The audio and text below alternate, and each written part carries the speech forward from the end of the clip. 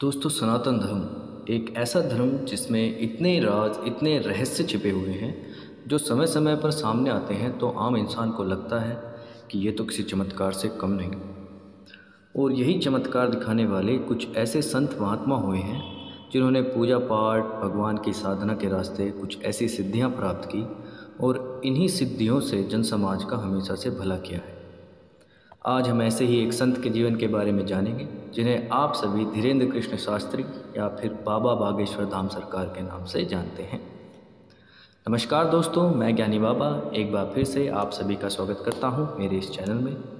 आशा करता हूं कि मेरे द्वारा बनाई गई पिछली सभी वीडियोस आप सभी को पसंद आ रही हैं। मेरा साथ दो, हम हिंदू राष्ट्र बनाएंगे। हाँ, तुम हमारा साथ दो, हम हिंदू राष्ट्र बनाएंगे। आइए जानते हैं धीरेन्द्र कृष्ण शास्त्री से जुड़े हुए जीवन के कुछ पहलुओं के बारे में। धीरेन्द्र जी का जन्म 4 जुलाई 1996 को छतरपुर के पास स्थित गड़ागंज गांव में हुआ था। इनका पूरा परिवार आज भी उसी गड़ागंज में रहता है जहां पर प्राचीन बागेश्वर धाम का मंदिर स्थित है। इनका पैतृक घर भी यहीं पर है। यहीं इनके दादाजी पंडित भगवान दास गर्ग भी रहते थे। इनके दादाजी ने चित्रकूट के निर्मोही अखाड़े से दीक्षा प्राप्त की थी, जिसके बाद वे गड़ा गांव पहुंचे जहां उन्होंने बागेश्वर धाम मंदिर का निर्माण करवाया था। यहीं पर धीरेन्द्र कृष्ण के दादाजी भी दरबार लगाया करते थे। उन्होंने आश्रम संन्यास आश्रम ग्रहण कर लिया था। धीरेन्द्र महाराज के गड़ागंज वाले घर में माता पिता व उनका एक छोटा भाई भी रहता है। इनके पिताजी का नाम राम कृपाल गर्ग था, जो नशे के आदी थे, जिस कारण वह ज़्यादा कुछ करते नहीं थे। इनकी माताजी का नाम सरोज गर्ग है। धीरेन्द्र के छोटे भाई शालिग्राम गर्ग जी महाराज हैं। वह भी बालाजी बागेश्वर धाम को समर्पित हैं। धीरेन्द्र के पिताजी ने कुछ न करने के कारण परिवार की आर्थिक स्थिति बहुत खराब कर दी थी। 3-3 दिन तक खाना खाने का भाव रहता था। जैसे तैसे घर का काम चल रहा था। रहने के लिए एक छोटा सा कच्चा घर था जो बरसात के दिनों में टपक जाया करता था। इसे हनुमान जी का आशीर्वाद कहिए या फिर किस्मत का खेल, इतनी कम उम्र में धीरेन्द्र महाराज शानदार मुकाम और प्रसिद्धि हासिल कर चुके। धीरेन्द्र कृष्ण ने अपनी शुरू की शिक्षा गांव के ही एक सरकारी स्कूल से प्राप्त की। उन्होंने 8वीं तक की शिक्षा अपने गांव से ली, जिसके बाद आगे की पढ़ाई के लिए उन्हें 5 किलोमीटर दूर गंज के स्कूल में जाना होता था। फाइनेंशियल प्रॉब्लम्स के कारण 5 किलोमीटर तक का सफ़र रोज़ उन्हें पैदल ही करना पड़ता था।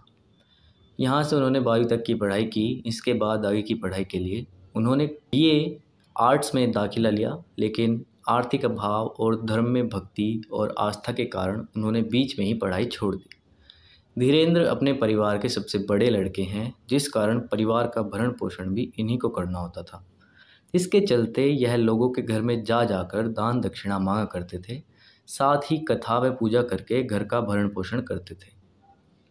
बागेश्वर सरकार धीरेन्द्र कृष्ण के परम मित्र शेख मुबारक हैं, जिन्होंने उनके आड़े समय में साथ दिया। उनकी यह मित्रता आज भी कायम है, जिसकी चर्चा वो कभी कभी अपने दरबार में करते रहते हैं। उनकी मुलाकात भी एक इंटरेस्टिंग घटना के कारण हुई थी, जिसमें डॉक्टर शेख मुबारक अक्सर अपने निजी काम से छतरपुर जाया करते थे।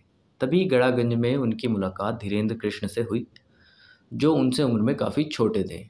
इन दोनों के बीच अपने अपने धर्मों को लेकर चर्चा हो रही थी, जिसमें शेख मुबारक ने सनातन धर्म को लेकर कुछ ऐसी बात कह दी जो धीरेन्द्र कृष्ण को अच्छी नहीं लगी, और जिसके जवाब में धीरेन्द्र ने उनके इस भ्रम को शांत किया जो कि वो हमारे धर्म के बारे में बोल रहे थे। इसके बाद वे अक्सर बागेश्वर धाम सुंदरकांड का पाठ सुनने आया करते थे, जिसके परिणाम में उनके जीवन में कुछ ऐसे चमत्कार हो गए जिन पर उन्हें विश्वास ही नहीं हुआ।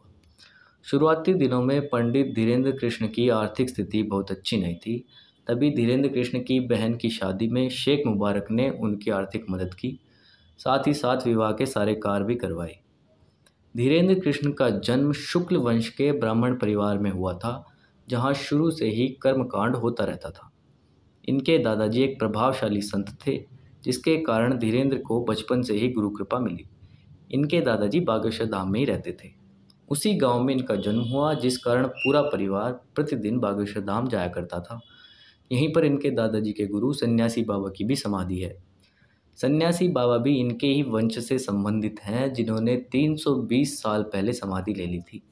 धीरेंद्र व उनके दादाजी के साधना गुरु सन्यासी बाबा ही हैं।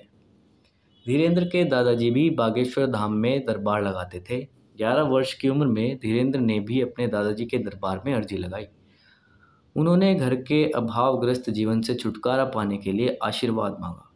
तब इनके दादाजी ने धीरेंद्र को अपना शिष्य बना लिया, फिर बागेश्वर धाम की सेवा करने का संकल्प दिलाया।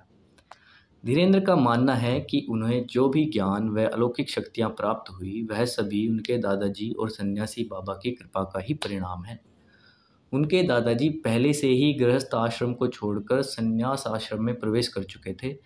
2010 में इनके दादाजी सेतुलाल गर्ग ने काशी में अपने देह को त्याग। छतरपुर जिले से मात्र 30 किलोमीटर दूर गंज के पास गड़ा गांव में श्री बागेश्वर धाम स्थित है। यहाँ पर लगभग 300 साल पुराना हनुमान जी का मंदिर है। यहाँ की महिमा ये है कि जो भी श्रद्धालु सच्ची भक्ति भावना से अपनी समस्याओं को लेकर आता है, श्री राम जी की कृपा से हनुमान जी उसकी सभी मनोकामना को पूरा करते हैं, उनके सारे कष्टों को हर लेते हैं। इस मंदिर में पुजारी व प्रमुख श्री धीरेंद्र कृष्ण शास्त्री को हनुमान जी की विशेष कृपा और सिद्धियां प्राप्त हैं। इस दरबार में आने वाला कोई भी व्यक्ति खाली हाथ और निराश होकर नहीं जाता। यहाँ पर अपने देश ही नहीं अपितु विदेशों से भी श्रद्धालु समस्याओं को लेकर आते हैं, जहाँ उनकी हर समस्या का समाधान 100% होता है। लोगों द्वारा यह भी ज्ञात हुआ है कि यहाँ पर हनुमान जी की अदालत लगती है, जहाँ पर हनुमान जी जज बनकर लोगों की पेशी लगाते हैं, उनका हर संभव इलाज किया जाता है। यहाँ पर कैंसर जैसी बीमारियों के साथ भूत प्रेत व ऊपरी बाधाओं के मरीजों के ठीक होने का दावा किया जाता है। बागेश्वर धाम की खासियत यह है कि यहाँ पर श्रद्धालुओं को अर्जी लगानी होती है। उनकी अर्जी स्वीकार होने पर बागेश्वर सरकार अर्थात धीरेंद्र कृष्ण शास्त्री जी बिना उनसे बात किए उनकी समस्याओं को धाम के पर्चे पर लिख देते हैं। इसके बाद उस व्यक्ति से उसकी समस्याओं की जानकारी ली जाती है। उसके द्वारा बताई गई सभी समस्या पहले से ही पर्चे पर 100% लिखी हुई होती हैं। इस बात की पड़ताल बड़े बड़े मीडिया चैनल व धर्म को न मानने वालों ने की, लेकिन अंत में उन्हें भी बागेश्वर धाम में होने वाले चमत्कारों के आगे झुकना ही पड़ा। बागेश्वर धाम में होने वाले चमत्कारों को लेकर धीरेंद्र कृष्ण शास्त्री का कहना है कि उस दिव्य आत्मा से जुड़ने के लिए ध्यान विधि योग का प्रयोग करते हैं, जिसे त्राटक भी कहा जाता है। साथ ही उन पर गुरु कृपा भी है, जिसके कारण उनके मन में एक ऊर्जा का संचार व अनुभव हो जाता है, जिसके माध्यम से वह सामने वाले व्यक्ति, यहाँ तक कि उनसे हजारों किलोमीटर दूर बैठे व्यक्ति की समस्याओं को भी जान लेते हैं, जिसमें उस व्यक्ति की समस्याओं के अतिरिक्त पारिवारिक जानकारी, उसका नाम व पता होता है। सभी कुछ पहले से ही बता दिया जाता है, साथ ही उसका इलाज भी हो जाता है। अब जानते हैं बागेश्वर धाम में अर्जी लगाने का तरीका। कैसे अर्जी लगाएं? तो दोस्तों, बागेश्वर धाम पहुंचने पर श्रद्धालुओं को रजिस्ट्रेशन करवाना होता है। फिर यहीं से टोकन मिलता है। टोकन मिलने के बाद कुछ जानकारी देनी होती है, जिसमें श्रद्धालु का नाम, स्थान व मोबाइल नंबर होता है। रजिस्ट्रेशन करवाने के बाद फरियादी को बालाजी अर्थात हनुमान जी व महादेव शिव को अर्जी लगानी होती है। मंदिर परिसर में हजारों की संख्या में लाल व काले रंग की पोटली बंधी दिखती है। फरियाद को भी एक लाल रंग के कपड़े में नारियल बांधकर मन में अपनी समस्या को दोहराते हुए इस पोटली अर्थात अर्जी को बांधना होता है। इसमें लाल और काले रंग की अर्जी में अंतर ये है कि काले रंग की अर्जी सिर्फ भूत प्रेत बाधा व ऊपरी समस्याओं से ग्रसित व्यक्ति बांधते हैं, जबकि लाल रंग की अर्जी अन्य सभी समस्याओं के लिए बांधी जाती है। अर्जी बांधने की जगह पर ही महादेव और महाबली का मंदिर है, जहां अर्जी लगाने के बाद फरियादी 21 बार परिक्रमा करते हैं। इस दौरान मन में मुराद को लगातार दोहराया जाता है। ऐसी मान्यता है कि इस जगह पर धाम की सभी अलौकिक शक्तियां निवास करती हैं। इस जगह पर 3 संतों की समाधियां भी हैं, जो बागेश्वर सरकार के गुरु हैं, जिनकी शक्ति आज भी इस धाम के अंदर समाहित है। इसके बाद पेशियों का सिलसिला शुरू होता है, जहां मुख्य रूप से मंगलवार व शनिवार को पेशी होती है। यूँ तो प्रतिदिन भी हजारों की संख्याओं में श्रद्धालु आते रहते हैं, लेकिन पेशी जो होती है वो मंगलवार व शनिवार को ही होती है। मेरे द्वारा दी गई जानकारी अगर आप सभी लोगों को पसंद आई हो तो इस वीडियो को लाइक व चैनल को सब्सक्राइब जरूर कीजिएगा, ताकि आगे आने वाली वीडियो में और ऐसी हम जानकारी आपको देते रहें। धन्यवाद, मिलते हैं अगली वीडियो में।